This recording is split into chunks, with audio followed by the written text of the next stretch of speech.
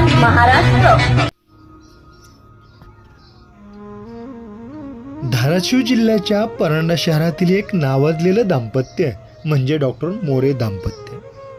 आरोग्य क्षेत्रामध्ये त्यांचे मोठे नाव आहे. परंडा नगरीतील मोरे मल्टी स्पेशालिटी हॉस्पिटलच्या माध्यमातून त्यांनी उत्कृष्ट अशी रुग्णसेवा चालवलेली आहे. शासकीय दवाखान्यात देखील ते रुग्णसेवा उत्तम प्रकारे करतात. रुग्णांच्या चेहऱ्यावरचा आनंद हीच डॉक्टर आनंद मोरे आणि त्यांच्या सौभाग्यवती डॉक्टर सौ रमा मोरे यांच्या कार्याची पावती आहे. परंडा शहरातील मोरे हॉस्पिटलमध्ये दररोज विविध प्रकारचे अनेक पेशंट येतात आणि बरे होऊन आनंदाने घरी जातात.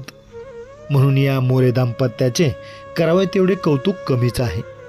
त्यांच्याकडे पंचकर्म आणि क्षारसूत्र सेंटर देखील यामध्ये आहे आणि रुग्णांना त्याचा मोठा फायदा होतो आहे. डॉक्टर आनंद मोरे हे लहानपणापासूनच खूप मन लावून शिकले आणि यशस्वी झालेले आहेत. म्हणून अशा या यशवंत, ज्ञानवंत आणि कीर्तिवंत व्यक्तिमत्वाच्या आजवरच्या यशस्वी जीवन प्रवासावर प्रकाश टाकणारी आमचे मुलाखतकार संतोष रोकडे यांनी मांडलेली ही विशेष मुलाखत पहा आपल्या न्यूज वन महाराष्ट्र वाहिनीवर.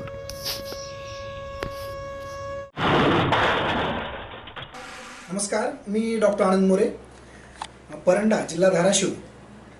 मी मोरे मल्टी स्पेशालिटी हॉस्पिटल आमचा इथं आहे. त्याच्याबरोबर मी 21 वर्षापासून इथं मी सेवा देत आहे ग्रामीण भागामध्ये आणि त्याबरोबर गेले 17 वर्षापासून आयुष वैद्यकीय अधिकारी या कंत्राटी पदावर मी शासकीय देखील सेवा देत आहे. माझी मिसेस डॉक्टर रमा आनंद मोरे ती पण इथे सेवा देते आणि यामागे माझे आईवडील जे वडील डॉक्टर गोरख बापूराव मोरे आणि त्यानंतर आई मीना मोरे यांचेही मला आशीर्वाद इथे लाभतात. आणि दोन्ही मुलं माझे ग्रँड जे मेडिकल कॉलेज MBBSला आहे मुंबईला आणि दुसरा जो आहे तो 11वी आता संपत आलेली आहे. तर ह्या पद्धतीने आम्ही इथे एक सर्व्हिस बिफोर सेल्फ आणि रुग्णसेवा हीच ईश्वर सेवा या पद्धतीने आम्ही सेवेमध्ये आहोत.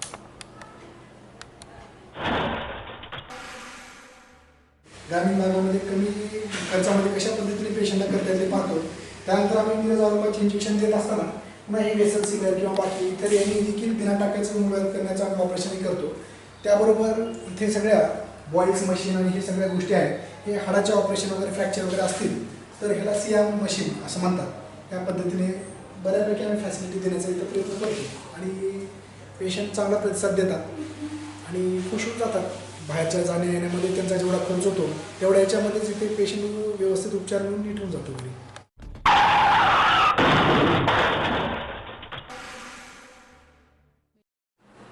बहु पुण्य केले आम्हा विठ्ठल भेटला. कारण पुण्य करावं लागतं त्यावेळेला विठ्ठल भेटतो.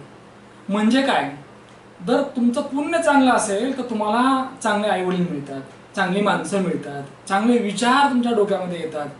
कारण काय असतं की आपण एखादी कृती करतो पण त्या कृतीच्या अगोदर आपण विचार करतो आणि मग चांगला विचार केला की चांगली कृती घडते. माणसं येतात, माणसं जातात, परंतु काहीच माणसांच्या पाऊलखुणा या शिल्लक राहतात. कारण आपण असं काही करून दाखवावं की लोकांनी अगदी म्हटलं पाहिजे की माणूस चांगला होता. कारण या जगण्यावर या मरण्यावर सदा प्रेम करावे, या आयुष्यावर या जगण्यावर प्रेम करावं. कारण आपण बघतो आपल्या अवतीभोवती की पैशावाली लाखो आहेत, कोट्याधीश आहेत, परंतु टिल दे आर अनसॅटिस्फाईड. कारण आनंदाचं रहस्य काय आहे तर ते डॉक्टर आनंद मोरे यांना विचारावं लागेल मग, नाही का. कारण या आनंदाचं रहस्य काय नेमकं तर आपण जे काम करतो ना ते काम खूप मन लावून केलं पाहिजे. आजवरच्या आयुष्यामध्ये डॉक्टर आनंद मोरे यांनी अनेकांच्या आयुष्यामध्ये आनंद पेरलेला आहे. कारण या ठिकाणी येणारा पेशंट हा दुःखी असतो, परंतु जाताना मात्र त्याच्या चेहऱ्यावर आनंद दिसतो. नव्हे, डॉक्टर आनंद मोरे दिसतात. कारण तो सांगतो साहेब तुमच्यामुळे राहिलं.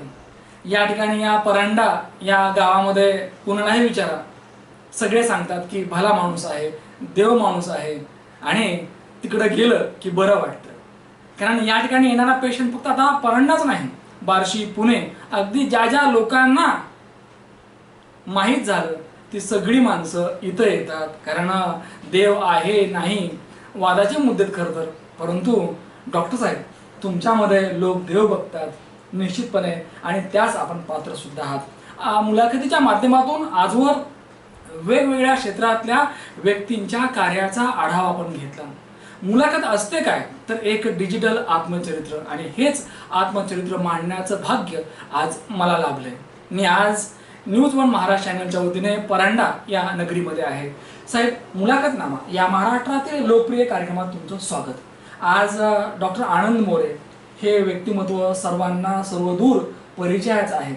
कारण कोरोनाच्या काळामध्ये केलेली सेवा असेल किंवा आत्तापर्यंतच्या या कार्यकाळात केलेली सेवा असेल, या सेवेमुळे लोकांच्या गळ्यातले आपण ताईत आहात. परंतु डॉक्टर साहेब आमचे घडले कसे हे आता सगळ्यांना ऐकायचं आहे, नाही का? तर एक सांगा तुम्ही की बालपण नेमकं कसं गेलं, तुमचं जे मोरे कुटुंब आहे, या कुटुंबाचं मूळ गाव, त्याचबरोबर तुमच्या कुटुंबातले एकूण सदस्य, आणि एकूणच तो भूतकाळ काय नेमका, म्हणजे ते लहानपणीचे दिवस कसे होते? यस. भारत जननी एक हृदय हो, एक और स्वस्थ राष्ट्र का चिंतन मन में, कोटी कोटी जनता की जय हो. नमस्कार, मी डॉक्टर आनंद मोरे, परंडा येथे, धाराशिव डिस्ट्रिक्ट. इथे 21 वर्षापासून मोरे मल्टी स्पेशालिटी हॉस्पिटलचा प्रवास, जो 10x10च्या रूममधले पासून ते आता 3 मजली हॉस्पिटलपर्यंत आहे. त्याबरोबरच मी उपजिल्हा रुग्णालय परंडा येथे वैद्यकीय अधिकारी आयुष या कंत्राटी पदावर 17 वर्षापासून मी अल्प मानधनावर सेवा देत आहे. तर संतोष सर, मी सर्वप्रथम आपल्याला वंदन करतो, कारण आपण न्यूज चॅनलच्या अगोदरसुद्धा 18 वर्ष आपण माझ्यासारखे विद्यार्थी घडवलेले आहेत. म्हणून आज एका गुरुसमोर मी बोलतो आहे, याचं मी थोडंसं प्रथमतः नमन करून मी सुरुवात करतो. ॲक्च्युली माझं वडिलांचं गाव हे सोलापूर जिल्ह्यातील माढा तालुका माढाच, आणि आईचं गाव हे बार्शी. पण माझे वडील एक लाईफस्टॉक सुपरवायझर म्हणून, व्हेटरनरी डॉक्टर म्हणून नांदेड जिल्हा मुखेड तालुका बेटमोगरा या गावी स्थायिक होते. आणि तिथे माझा जन्म कुंटूर या गावी झाला. त्यानंतर 2-3 वर्षाचा असताना मी बेटमोगराला शिफ्ट झालो, आणि तिथे मग माझा जिल्हा परिषदेच्या शाळेमध्ये प्रवास सुरू झाला. साहेब, विचारावं वाटतं की लहानपणीचं विश्व वेगळं असतं, आणि हे विश्व असतं आईच्या आणि वडिलांच्या अवतीभोवतीचं, नाही का? कारण असं म्हणतात की आईवडील कसे असावेत, कोणत्या रंगाचे असावेत, किती उंचीचे असावेत, आणि कोणत्या विचाराचे असावेत हे आपल्या हातामध्ये नसतं, नाही का? परंतु ती मुलं फार भाग्यवान असतात की ज्यांना आईवडील चांगले मिळतात. त्यात तुम्ही आहात साहेब, भाग्यवान आहात की चांगल्या आईवडिलांच्या पोटी आपण जन्म घेतला. तर लहानपणीची आई बघितली, म्हणजे लहानपणीच्या त्या आईच्या अवतीभोवतीच आयुष्य कसं होतं? एकदम सुंदर. सगळ्यात महत्त्वाचं की जसं म्हणतो ना आपण की सुतो वा सुतपुत्रो वा यो वा को दैवा येतम कुले जन्मा पौरुषम मदा येतम. अशा पद्धतीने महाभारतामध्ये कर्ण गरजून उठला होता की मला कोणाच्या पोटी जन्म घेणे जरी माझ्या हातात नसलं तरी कर्तृत्व आपल्या सर्वांच्या हातामध्ये आहे. अशाच पद्धतीने जर माझी आई पाहिली तर थोडीशी सरळ स्वभावाची, जी फारसे शिक्षण न झालेली जरी असली तरी खूप प्रेम माया लावायची.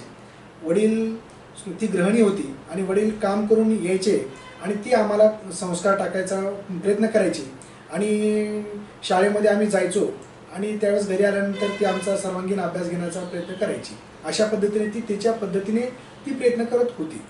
प्रत्येकाच्या आयुष्यामध्ये बाप हा पोशिंदा असतो, बाप हा देव असतो.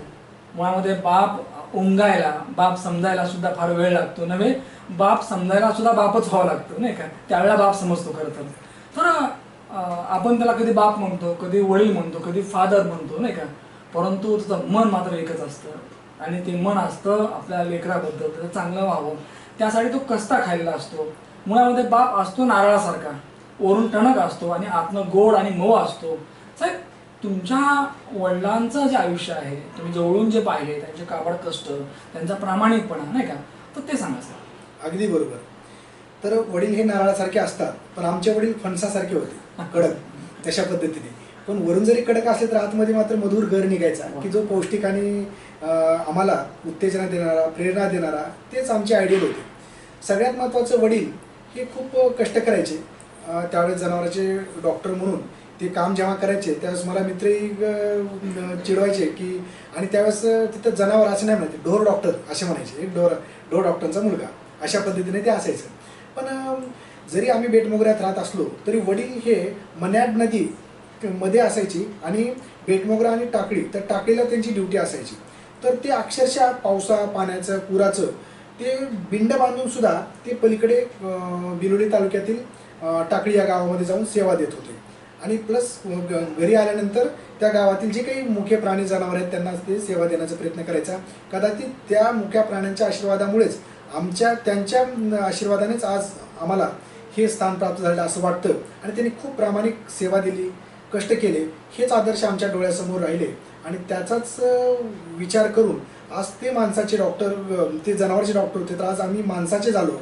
आणि माझा मुलगा त्यातून ग्रँड जे मेडिकल कॉलेजला पहिल्याच प्रयत्नात पहिल्याच ह्याच्यामध्ये राहून तो सुद्धा माझ्या पुढे एक पायरी चढलेला आहे. हे सगळं आशीर्वाद मुख्य जैसी करणी वैसी भरणी, कारण करावे तसे भरावे असं म्हणतात. आयुष्यभर आई वडिलांनी प्रामाणिकपणा जपला, तो तुमच्यामध्ये त्यांनी ओतला अक्षरशः, नाही का. आणि एक चांगला नागरिक आपला मुलगा बनावा ही भावना असते आणि त्यानुसार केलेले प्रयत्न असतात.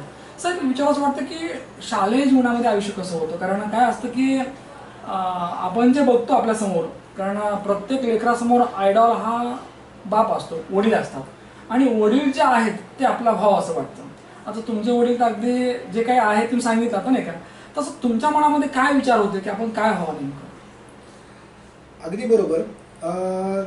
सुरुवातीला तर लहानपणापासूनच म्हणायचे की आमच्या आईला वाटायचं की मी शिक्षक व्हावं, अशा पद्धतीने विचार आमच्या घरामध्ये असायचे.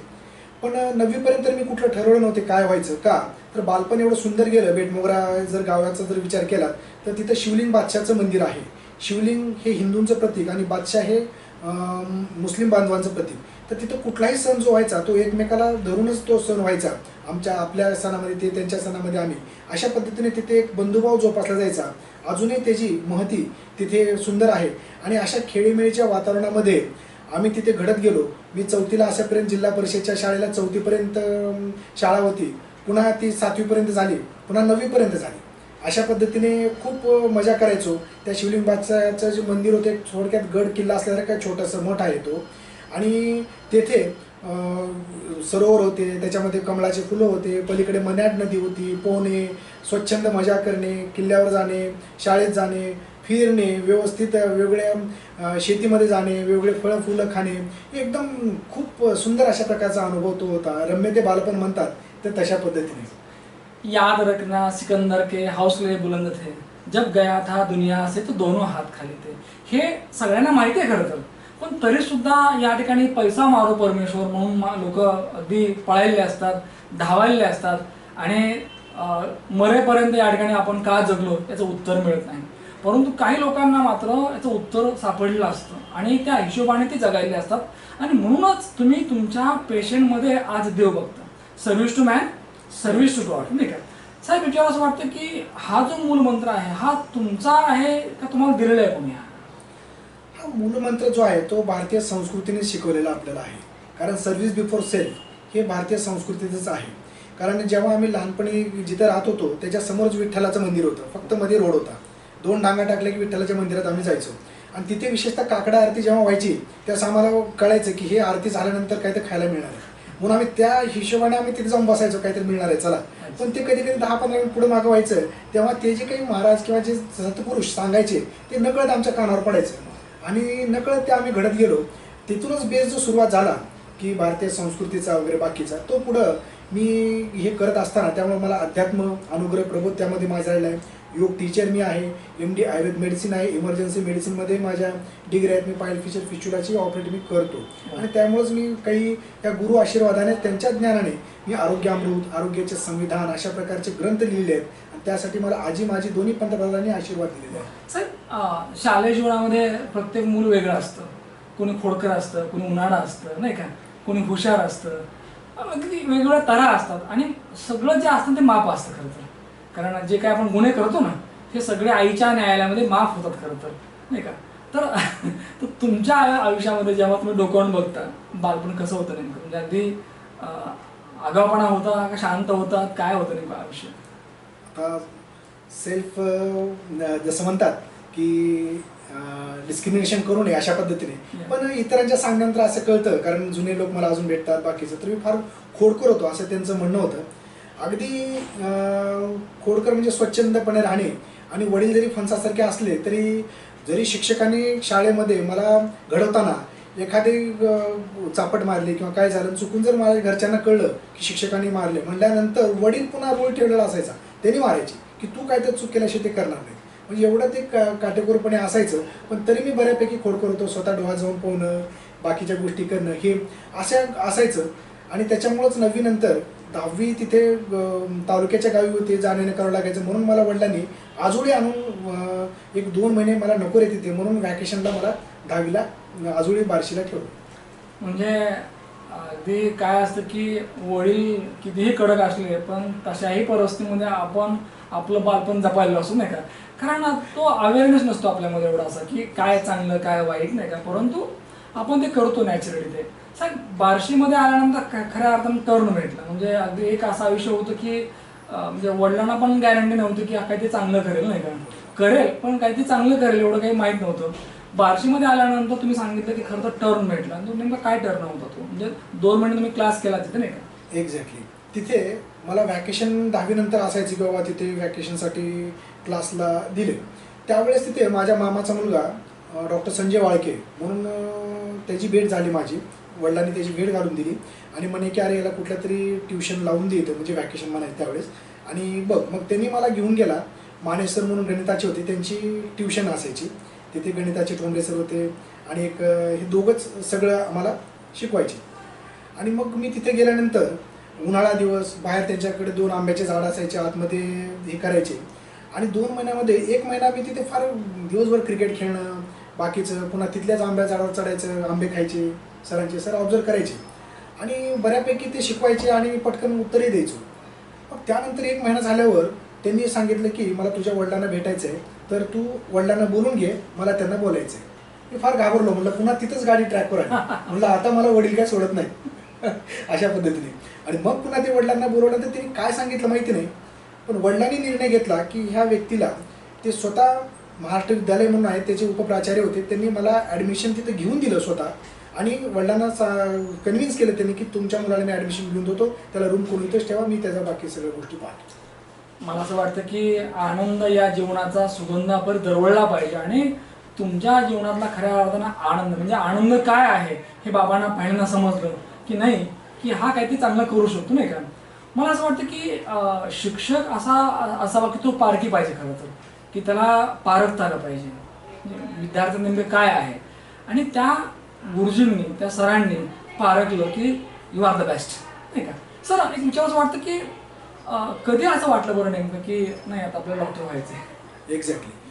त्यानंतर मी 10वीला हे करत असताना 12वीला जो माझ्या मामाचा मुलगा होता डॉक्टर संजय वाळके, ते MBBS ला त्याचं त्यावेळेस सिलेक्शन झालं. त्यानंतर मग त्याला सोडवायला मी कोल्हापूरला गेलो तिथे MBBS कॉलेजला. त्यावेळेस तिथलं जे DY पाटलाचं कॉलेज होतं किंवा तिथला कॅम्पस त्यांचं हे सगळं बघितलं. अरे म्हटलं हे खूपच वेगळं जग आहे. मी म्हटलं आपण अभ्यास केलाच पाहिजे आणि त्या पद्धतीने मला तिथे गेलंच पाहिजे आणि मला पण डॉक्टर व्हायचं. मी हेच ध्येय त्यावेळेस मी ठरवलं होतं की नाहीतर घरी बसून न अभ्यास करता पुन्हा अजून अशाच पद्धतीचं राडगाडगं चालण्यापेक्षा मी त्याच वेळेस माझं ध्येय ठरवलं. त्याच वेळेस माझा निर्णय पक्का झाला की मी काहीही करेन पण मी डॉक्टर होणार. अशा पद्धतीने काही प्रसंग असतात की जे प्रसंग आपल्याला चेंज करतात नाही का, आपला मूड चेंज करतात, आपले ध्येय चेंज करतात आणि ठरवलं की आपल्याला डॉक्टर व्हायचं. साहेब म्हणजे असं प्रत्येकाने ठरवलं तर प्रत्येकजण डॉक्टर नाही होतो नाही का. त्यासाठी एक साधना असते. कारण असं म्हणतात की संत राहो साधनेला अपयशाचा गाव नाही, संत राहो साधनेला अपयशाचा गाव नाही, हा केवढा यशाचा इतिहास रचला फक्त एका कासवाने. कारण साधना अखंड लागते आणि ती अखंड साधना केली तर आपण आपल्या ध्येयापर्यंत जाऊ शकतो. साहेब डॉक्टर होणं एवढं सोपं नव्हतं, त्यासाठी काय मेहनत होती ते सांगा. अगदी. कारण काय झालं की जरी मी खेड्यातून आल्यानंतर मला बऱ्यापैकी सगळ्या विषयामध्ये चांगले मार्क पडले, पण इंग्रजी या विषयामध्ये मला फारसा गंध नसायचा. कारण क्रियापद वर्ब ह्या गोष्टी कधी त्या ग्रामीण भागामध्ये आणि एवढं तिथं मोगलीसारखी माझी अवस्था होती. आल्यानंतर सुद्धा मी चड्डीवर असायचो आणि सगळे बार्शीतले मुलं पॅन्ट घालून असायचे. मग माझ्या त्या मांडीवर असे ओरखडे ओढायचे किंवा माझे सगळे केस असायचे. मला बेसिकली त्यातले एटिकेट्स त्या फारसं लक्षात येत नसायचं. पण त्यांनी मला सगळं सांभाळून घेतलं, कारण माझ्याकडे जी कलागुण कौशल्य होते, खेळण्याची आदत होती, सगळ्या गोष्टी आणि मित्रांमध्ये मिसळण्याची, त्यामुळे मी राहिलो. आणि ह्यात हे महत्त्वाचं आहे की वडील म्हणायचे की अरे तुला इंग्लिशला 35 मार्कच तरी पडले, ठीक आहे, तुला इकडे ॲग्रिगेट 74 असतील टक्के किंवा बाकी, पण तू तिकडे जाऊ नको, तू इकडचं कर, तू शिक्षक हो, बाकीच्या गोष्टी कर. ते तेव्हाच नाही मला डॉक्टरच व्हायचं. मग मी शेवटी सायन्स घेतल्यानंतर मी रात्रभर अभ्यास करायचो. कधी कधी रात्री मी 10 वाजता जर अभ्यास करत बसलो तर सकाळ उजडायची आणि मी आंघोळ करून पटकन ट्युशनला जायचो सकाळ 6च्या. म्हणजे अशा प्रकारचं. त्यावेळेस मला कधी वाटत पण नव्हतं की मी इतकं जागलोय का किंवा काय. आता वाटतं डॉक्टर झाल्यानंतर सुद्धा अरे जागरण टाळलं पाहिजे, झोपलं पाहिजे. त्या झोप आणि हे असं कधी वाटतच नव्हतं. म्हणजे मी एवढा अभ्यास करायचो. मला तोंडपाठ असायचं सगळं, बायोलॉजी हे ते सगळ्या शिक्षकांना आणि मॅथ्सच्या शिक्षकांना सुद्धा मी त्यांचा आवडता बनलो, जरी मी सुरुवातीला सगळे शेवट असलो तरी. आणि अशा पद्धतीने करत 3 मार्काने माझं MBBS गेलं. आणि त्यानंतर मग मी BMSला ॲडमिशन घेतलं आयुर्वेदाला. Highest marks I think that doesn't matter. मला असं वाटतं की हार्डवर्क इज मॅटर. कारण तुम्ही किती मेहनत घेता एखाद्या गोष्टीवर, कारण किती अभ्यास करता याच्यावर बरंच डिपेंड असतं. कारण काय की मुलं हे जे असतात ना, यांची पाठी कोरी असते सर. त्यांच्या पाठीवर शिक्षक जे काही लिहितात ना त्यानुसार त्यांना ते ग्रहण करतात. जर तुम्हाला इंग्रजीबद्दल एवढं दिलं नसेल, कोणीतरी कमी पडलं असेल असं म्हणूया आपण, नाही का, तर त्यानुसार आपण मार्क्स घेतले, पास झालात आपण. परंतु पुढचा जो तुमचा जे काही संकल्प होता की मी होणार आहे, हम होंगे कामयाब, नाही का, तर त्या गोष्टीने आयुष्य बदलून गेलं. खरं तर एक टर्न असा होता की शिक्षक व्हायचं होतं, नाही का, आणि दुसरीकडे अगदी तीव्र इच्छा होती की नाही मला डॉक्टर व्हायचे, नाही का. कारण ऐकावे जनाचे, करावे मनाचे, तुम्ही तेच केलं. म्हणजे बाकी सांगत होते लोक, पण तुम्ही मात्र तुमच्यावर विश्वास होता. या जगामध्ये जर काही आपण जर गमवत असाल ना तर विश्वास आहे. लोकांवर विश्वास नाही आणि त्यामुळे लोक आज मागे पडतात. तुमच्यावर विश्वास होता आणि म्हणून तुम्ही जिंकलात. खरं तर सर डॉक्टर झाल्यानंतर म्हणजे अगदी तुमचे जे वैद्यकीय शिक्षण जे आहे, हे वैद्यकीय शिक्षण झाल्यानंतरचा जो प्रवास आहे आम्हाला तोही ऐकायचा करतो. एक्झॅक्टली. आता तिथून मी ज्यावेळेस BMSला लागलो तिथे सुद्धा घरच्यांची परिस्थिती फार मोठी नव्हती.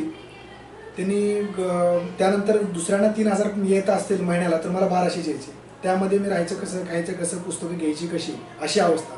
फर्स्ट इयर झाल्यानंतर मग मी तिथे डॉक्टर किशोर देसाई यांच्या क्लिनिकला जाऊन, म्हणजे हॉस्पिटलला, ते MSMCH होते मिरज सांगली यातील पहिले. तर ते फार कडक होते. त्यांच्या अंडर ज्यावेळेस मी काम करायचो त्यावेळेस त्यांनी मला पाहिलं गेलं पैशाची गरज आहे, पण मला सुरुवातीला मी सिस्टरांच्या हाताखाली काम केलं वाढवाय म्हणून. त्यातून मी पैसे कमवले. जसं बाबासाहेब आंबेडकर म्हणतात शिका, संघटित व्हा, संघर्ष करा. तर मी सामान्य व्यक्तींना सांगेल की काम करा, पैसे कमवा, शिका, संघटित व्हा आणि संघर्ष करा आपल्याबरोबर समाजासाठी. तर ह्या पद्धतीचा. आणि तिथून मग त्यांना इतका जवळचा झालो, मला त्यांनी हॉस्पिटलमध्ये ठेवलं आणि अक्षरशः डोक्यावर हात ठेवून म्हणायचे India need man just like you doctor. आणि त्यांचे शब्द मला अजून प्रोत्साहन द्यायचे. पण आता मी त्यांना भेटायला जातो पण ते नाही आहे, ते कुठं फॉरेनला गेले होते, असे तिथे नाही आहेत सध्या. तर ह्या गोष्टी आहेत. तर ती ऊर्जा दिली आणि त्याच्यामध्ये मी तिथे मी युनिव्हर्सिटी टॉपर होतो, शिवाजी युनिव्हर्सिटी टॉपर आलो. म्हणजे एवढा स्टडी करून पुन्हा मी युनिव्हर्सिटी चेंज केली. पुणे युनिव्हर्सिटीमध्ये नाशिकला गेलो. 2000 ते 2003च्या मध्ये कुंभमेळा होता. तिथे आयुर्वेद सेवा संघाचं आयुर्वेद कॉलेज, इथे मी काम केलं. तिथं 25 बेड ICU होतं, इमर्जन्सी मेडिसिन. आणि कुंभमेळ्यामध्ये आम्ही खूप छान सेवा दिली, योग, आयुर्वेद. त्यानंतर त्या सगळ्यांबरोबर अध्यात्म शिकायला मिळालं. त्यानंतर इमर्जन्सी मेडिसिन्स आम्ही यूज केला. त्यामुळे सगळ्या गोष्टी. आणि तिथे गेल्यानंतर अशाच पद्धतीने तिथे पण एक शिक्षक विशेष मला मिळाले, विदा सावरकर सख्खे भाचे लभा काळे. हे 97 वर्षाचे होते, नथुराम गोडसे त्यावेळेचे ते मित्र पण होते. त्यावेळेस मी त्यांच्याकडं आयुर्वेद स्पेशल जाऊन मी शिकला, गुरु शिष्य परंपरेने. का त्यांनी मला शिकवलं, तिथे मुलं होती. पण मी सांगलीत असताना दातार पंचभौतिक चिकित्सा संशोधन केंद्रामध्ये बारकाव्याने मी अभ्यास केला होता. त्यामुळे त्यांनी सांगितलेले डायजेस्टिव्ह सिस्टम हे माझ्याकडे ते काय सांगायचे मला ॲब्सॉर्ब होत होतं. आणि त्या पद्धतीने त्यांचेच मी विचार घेऊन पुन्हा आरोग्य अमृत, आरोग्याचे संविधान अशी ग्रंथसंपदा ही गुरु आशीर्वादातून त्यांचाच विचार मी आपल्यासमोर मांडण्याचे प्रयत्न केले. निश्चितच. असा तुम्ही करता सायास तुका म्हणे अभ्यास. तुम्ही इतका अभ्यास केला की आज तुमचे अनेक पुस्तकं प्रकाशित आहेत, उत्तम प्रकारचे तुम्ही लेख सुद्धा लिहिता. तर सर बऱ्याच वेळा काय असतं की जेव्हा एखादं आपण हॉस्पिटल सुरू करतो नाही का, तर त्यावेळेला फक्त पेशंट त्यांना ट्रीट करणे, त्यांना मेडिसिन देणे आणि पुढं चालणे, म्हणजे फार तर फार तेवढा पुरता अभ्यास करणे. परंतु तुम्ही जो काही अभ्यास केला, जो काही तुमचा अनुभव आहे किंवा काय केलं पाहिजे, डूज अँड डोंट्स, ह्या सगळ्या गोष्टी तुम्ही कुठेतरी मांडलेल्या आहेत, तुमची पुस्तकं प्रकाशित आहेत, एवढा वेळ मिळतो का पुन्हा? जर तुमच्याकडे इच्छा असेल तर तो मार्ग आपोआप सापडतो. असं जगात कितीही बिझी व्यक्ती असला तरी जर इच्छा असेल तर इच्छा तिथे मार्ग, ते तुमचं होतंच. मी अगदी आता लॉ करतो, लॉच्या लास्ट इयरला एकही विषय माझा गेलेला नाही आहे, तरी मी सरकारी, माझा दवाखाना, इमर्जन्सी या सगळ्या गोष्टी पाहून मी एवढ्या चांगल्या प्रकारे स्टडी करण्याचा प्रयत्न करतो. कारण तुम्ही कसं करता, कसं टाईम मॅनेजमेंट करता, कशा पद्धतीने तुमच्याकडे कंटिन्युटी, कन्सिस्टन्सी आहे, या सगळ्या गोष्टींवर त्या गोष्टी अवलंबून आहेत जगात. There is will there is way. Okay, no problem. Sir, इच्छाशक्ती ही बरंच काही सांगून दिलं जाते की तुम्हाला जे जे काही करायचं आहे त्यासाठी वेळ द्या फक्त. जे लोक सांगतात की आमच्याकडे वेळ नाही, पण मला असं वाटतं की त्यांच्याकडे भरपूर वेळ असतो, नाही का?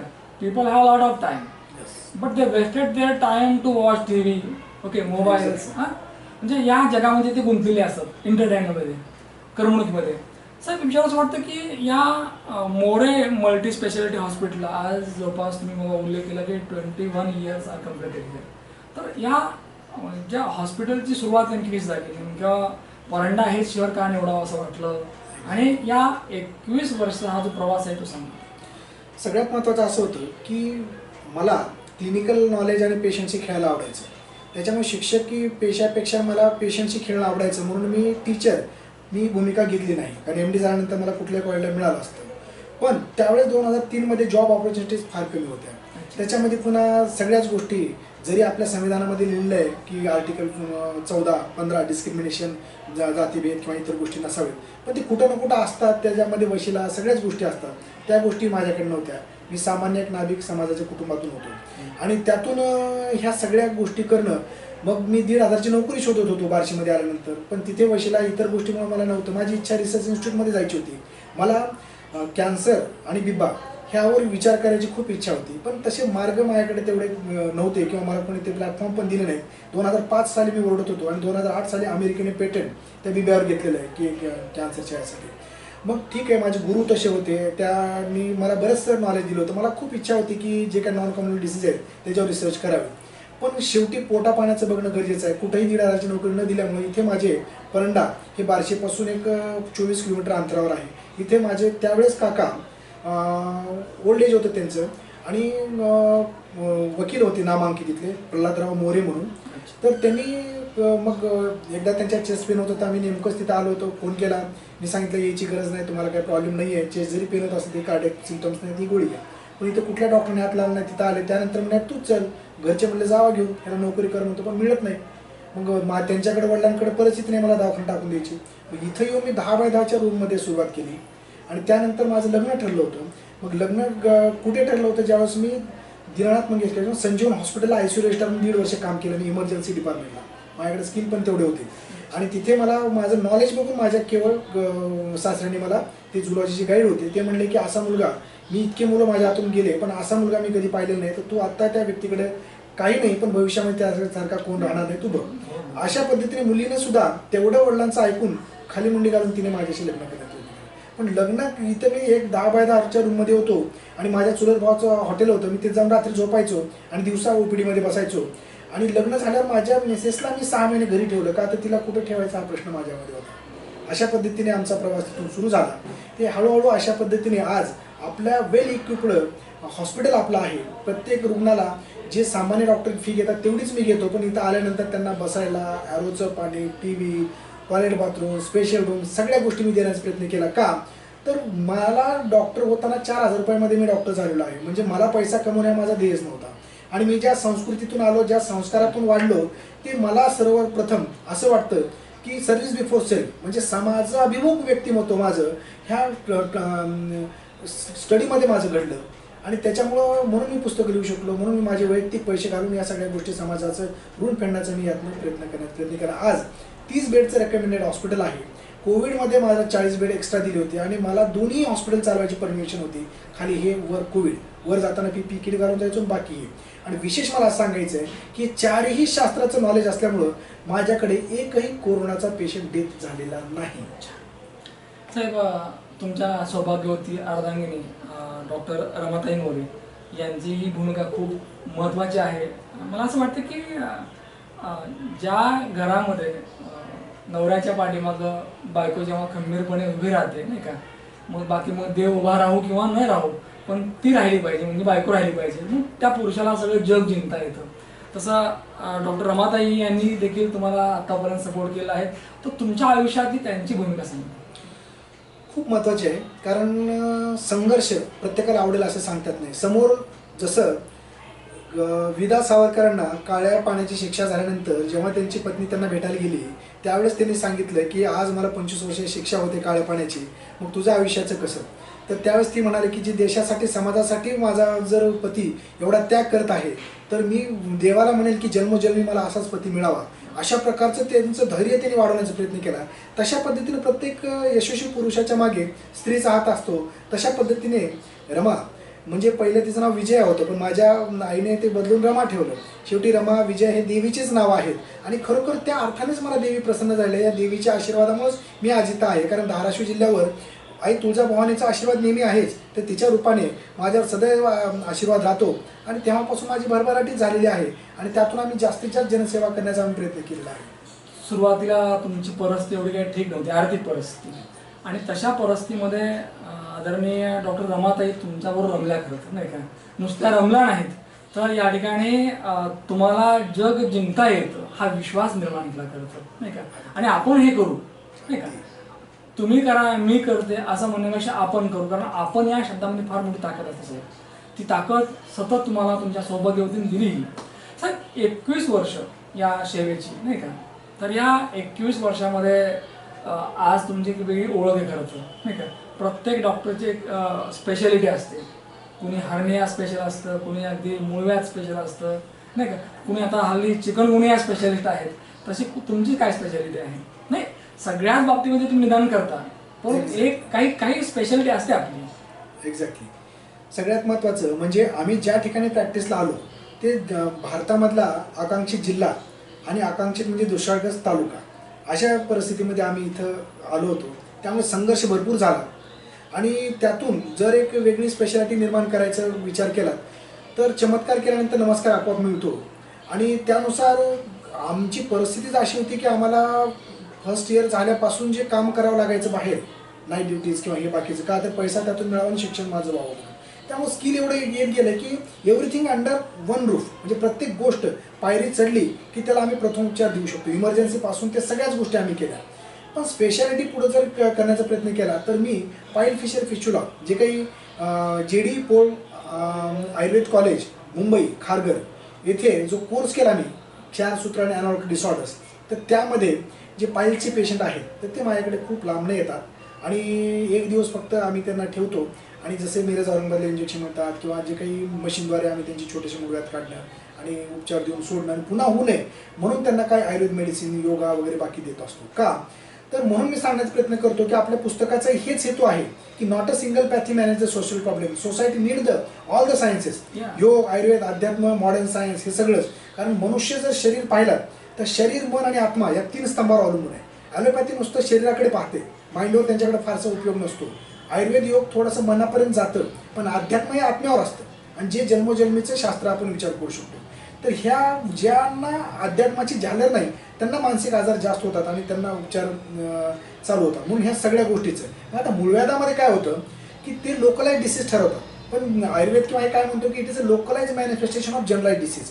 म्हणजे संपूर्ण शरीरात कुठेतरी दोष दृष्टी झाल्यामुळे तिथं ते तोंड फक्त त्यांनी काढलेलं आहे, मग तिथंच फक्त ते काढून पुन्हा ते निर्माण होतं. पण हे पुन्हा होऊ नये यासाठी आयुष पॅथी मी म्हणेन, ज्याच्यामध्ये होमिओपॅथी, युनानी, सिद्धा, योगा, आयुर्वेद ह्या गोष्टी फार महत्त्वाच्या आहेत. आणि म्हणून मी ह्यामधून शासनाला किंवा सगळ्यांना सांगण्याचा प्रयत्न करतो की तुझं आहे तुझं पाशी, पर तू जागा चुकलाशी. योग अध्यात्म आयुर्वेदासारखे तुमच्याकडे शास्त्र आहेत जे जगावर राज्य करू शकतात, की जे पूर्वी आपली संस्कृती हे आहे गतवैभव जर प्राप्त करायचं असेल तुम्हाला तर ह्याच शास्त्रांवर तुम्हाला काम केलं पाहिजे. आणि जे काही नॉन कम्युनिकेबल डिसीजेस आहेत ज्याच्यावर जगामध्ये अब्जावधी रुपये खर्च करून संशोधन केलं जातं, पण ही जर आचरण केलं आपलं आयुर्वेद अध्यात्म आणि बाकी या गोष्टींचा तर हे आजार होतच नाहीत. Prevention is better than cure हा होतो, पुढच्या गोष्टी टाळल्या जातात. हे मला म्हणायचं आहे थोडंसं. छान. मला असं वाटतं की इतका चांगला अभ्यास केल्यानंतर पेशंट कुठलाही असू द्या, त्याचा रोग कुठलाही असू द्या, त्याच्यावर निश्चितपणे निदान होतं. कारण काय असतं की डॉक्टरला पाहिल्यानंतरच अर्ध दुखणं गेलेलं असते खरं तर. आणि मुळामध्ये तो डॉक्टर जर हुशार असेल आणि पेशंटच्या डोक्यात तो जो प्रोग्राम फिट बसला असेल, इथं गेल्यानंतर आपलं राहते. कारण मी पेशंट मला असं वाटतं की मी मुलाखतकार म्हणून जेव्हा इथं आलो होतो, एक 2 मिनिटापूर्वी एक पेशंट इथं आले आणि त्यांनी सांगितलं की मी तुम्हाला भेटायला आले आणि इथं तुमच्याकडे आल्यानंतर माझं राहते. मला असं वाटतं हा अनुभव फक्त एका पेशंटचा नाही, तर अनेक पेशंटचा हाच अनुभव आहे की डॉक्टर आनंद मोरे यांच्याकडे आल्यानंतर आमचं राहतं. मला असं वाटतं की पैसा आपण किती कमवतो, परंतु बऱ्याच वेळेला तळतळाट लागलेले असतात. कारण असं म्हणतात की कुणाचे तळतळाट लागावे असे का वागतो आपण. तळतळाट लागू नये, दुवा भेटली पाहिजे. कारण डॉक्टर साहेब त्यांना दवा देतात आणि प्रत्येक पेशंट न चुकता या ठिकाणी दुवा देतो. कारण दुवा कोणी देत नाही, त्यासाठी तेवढं काम करावं लागतं. कारण असं म्हणतात की अगदी टाकेचे घाव सहन केल्याशिवाय देवपण सुद्धा येत नाही. कारण देवपण तेव्हाच येतं, सहन करावं लागतं, वेळ द्यावा लागतो, नाही का, तेवढं डिवोट व्हावं लागतं. त्याच वेळेला लोक तुम्हाला म्हणतात yes you are the best. Sir, या पूर्ण प्रवासामध्ये अनेक लोकांची दुआ आहे, आशीर्वाद आहेत, पुण्याही आहे. तर या पूर्ण प्रवासाचं श्रेय आपण कोणाला देऊ इच्छिता, म्हणजे कोणामुळे वाटतं की आपण इथपर्यंत आलो? एक्झॅक्टली. एकतर आईवडिलांचे आशीर्वाद, समाजाने दिलेला आपल्या ज्ञानाला आदर आणि ह्या भागाने जे भरभरून मला आशीर्वाद दिला. आणि इल्लिगल आम्ही कुठल्याही प्रकारचं काम करत नाही का, तर एक तर अध्यात्माची टच असल्यामुळे. जसं तुम्ही आता दुवा म्हणाले, तर दुवा हीच करन्सी हे जग सोडल्यानंतर आपल्याबरोबर येणार आहे आणि तीच करन्सी तिथे चालते. बाकी कितीही तुमच्याकडं भूमी असेल, पैसा असेल, काय असेल, ते इथं सोडून आपल्याला जायचं आहे. फक्त जाताना आपण कर्मापासून जे काही दुवा निर्माण करतो आपण तेच घेऊन जाऊ शकतो. म्हणून करन्सी जी आपल्याकडे आहे, पैसा, संपत्ती, ते कन्वर्ट तुम्हाला दुवामध्ये करता आलं तर खूप बरं होतं असं मला म्हणायचं आहे. आणि माझी मिसेस आणि मी मॅडम आम्ही कधीच मनी ओरिएंटेड वर्क केलं नाही. त्याच्यामुळे पेशंट आमच्याकडे येत राहिले आणि ते ठीक होत राहिले. कारण का, तशा प्रकारची आमची अभ्यासामुळं दृष्टी निर्माण झालेली असते आणि निदान आमचं चांगलं असतं. आणि एकदा निदान झाल्यानंतर कोणी विचारत नाही की तुम्ही ॲलोपॅथी देता का, आयुर्वेद देता का, होमिओपॅथी देता, काय देता. निदान हीच उपचार पद्धती असते. तर त्यामुळं लोकांचं म्हणणं असतं की गुण येण्याशी मतलब, कारण गुण आला पाहिजे, नाही का साहेब. गुण पण त्याच व्यक्तीचा येतो जी व्यक्ती गुणी आहे, नाही का, कारण त्यास आपण पात्र असलं पाहिजे. साहेब, आत्ता या ठिकाणी ज्या उंबरठ्या उभ्या आहात, खरं तर एका चांगल्या नावाजलेल्या मोरे मल्टी स्पेशालिटी हॉस्पिटलचे आपण संचालक मालक चालक आहात. तुमच्या सौभाग्यवतीने तुम्ही दोघं हे सगळं रन करतायत. भविष्याकडे कसं बघतायत तुम्ही? कारण तुमचे वडील या ठिकाणी वेटरन डॉक्टर होते, तुम्ही या ठिकाणी आयुर्वेदिक आहेत आणि आता मुलगा मात्र पुढची स्टेप आहे. कारण प्रत्येक पिढी आता पुढे जाते, फॉरवर्ड आहे, नाही का. तर तुम्ही इथनं पुढं कसं बघताय? बरोबर. आत्ताच तुम्ही मला सांगितलं होतं एकदा की भूतकाळाच्या कैदेमध्ये न अडकता वर्तमानामध्ये कृतिशील कार्य करून उज्ज्वल भविष्यासाठी आपण प्रयत्न केले पाहिजेत. तर जे काही झालं, जे काही संघर्ष करावा लागला, जे काही आहे, तर ते एक आपला जीवनाचा पार्ट होता. तो आर्ट ऑफ लिव्हिंग सारख्या पद्धतीने आम्ही तो मॅनेज केला. आज इथं आलो. जे झालं ते गंगेला गेलं, पण इथं जी काही स्टेबलनेस आहे, यातून जास्तीत जास्त अजून समाजाभिमुख कार्य कसं करता येईल यासाठी नक्कीच आम्ही विचार करू. कारण मुलगा जर आज MBBSला जातोय, दुसरा सुद्धा नक्कीच आपल्या आशीर्वादाने सिलेक्ट होईल. पण ह्यातून आम्हाला अशा प्रकारचं एक संशोधन केंद्र किंवा एक अशा प्रकारे काढायचं की बेसिक तर ठीक आहे, पण नॉन कम्युनिकेबल डिसिजेसवर कव्हर कसं करता येईल. समजा संधिवाताचे पेशंट आहे किंवा असे कित्येक पेशंट आहेत. समजा पॅरालिसिसचा एक पेशंट आला, तर तुमच्याकडे आधुनिक शास्त्रामध्ये निदानाच्या सोयी आहेत, पण उपचार परिपूर्ण होईल की नाही सांगतात नाही. पण इमर्जन्सीला पहिले 10 दिवस 15 दिवस उपचार घेतल्यानंतर त्याला आयुर्वेद युगामध्ये शिफ्ट करून तिथे पंचकर्मद्वारे त्याला कसं फास्ट रिकवर करता येईल, पुन्हा त्याची लाईफस्टाईल चेंज करून योगा वगैरेद्वारे त्याला पुन्हा कशा पद्धतीने जसं मेडिसिन फ्री लाईफ जगता येईल अशा पद्धतीने सर्वांगीण उपचार पद्धती जर द्यायची असेल तरी सगळे शास्त्र एकत्र आले पाहिजेत. आणि कुठंतरी MBBS हे बेसिक ठेवून पोस्ट ग्रॅज्युएट लेवलला होमिओपॅथी, युनानी, आयुर्वेद असे टाकून त्यांना संशोधनांना वाव दिला गेला पाहिजे, ना की या प्रतिभेदमध्ये यांच्यामध्ये गोंधळ व्हावा. अशा प्रकारची दृष्टी आणणारा व्यक्तिमत्व पाहिजे. आणि माननीय भारताचे पंतप्रधान नरेंद्र मोदी साहेबांना ह्या गोष्टी कळलेल्या आहेत, म्हणूनच त्यांनी आयुष्य विभाग वेगळा करून त्यावर थोडंसं लक्ष घालतात. म्हणूनच आणि जगाला सुद्धा हे पटलेलं आहे. म्हणूनच 21 जून रोजी इंटरनॅशनल योगा डे आपण आपण साजरा करतो किंवा धन्वंतरी दिवशी आयुर्वेद दिवस म्हणून आपण साजरा करतो, पण ती अजून व्यापकता वाढली पाहिजे आणि त्यांना राजआश्रय मिळाला पाहिजे, तर सर्वांगीण आरोग्य प्रत्येक व्यक्तीला प्राप्त होईल. कारण आरोग्य हे मिळणं, हे सर्वांग सुंदर मिळणं हे प्रत्येक व्यक्तीचा जन्मसिद्ध अधिकार आहे आणि तो मिळवून देण्याचं साधनच आपलं आरोग्यामृत आरोग्याचे संविधान हे ग्रंथ संपदा आहे. त्यात मी देण्याचा तो प्रयत्न केलेला आहे, लोकांपर्यंत मांडण्याचा प्रयत्न करत असतो. जय जयकार तो उनकी होती है जिनके करने और कथने में कुछ फर्क नहीं होता. और जब वो इंसान हमारे सामने है तो बस हम यही कहते हैं कि बस आपकी जय जयकार हो, आपके साथ अच्छा हो, क्योंकि अच्छे के साथ अच्छा ही होता है.